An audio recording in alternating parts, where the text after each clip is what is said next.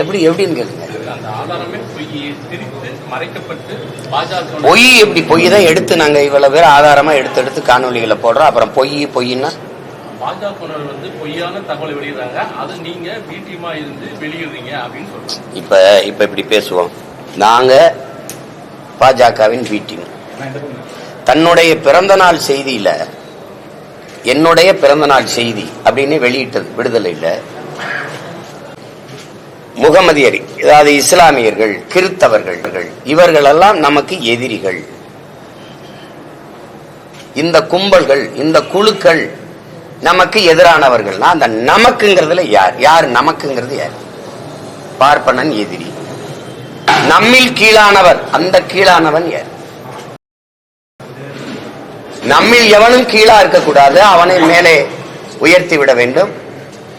உயர்ந்தவன் தாழ்ந்தவன் இருக்கக்கூடாது.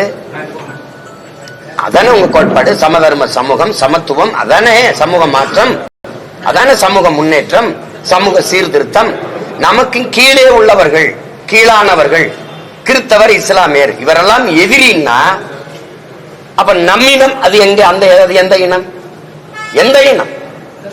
நம்மில் கீழானவர்கள், நம்மில் கீழானவர்கள் அப்படின்னா இதைவிட கொடிய தீண்டாமை சிந்தனை ஏதாவது உண்டா?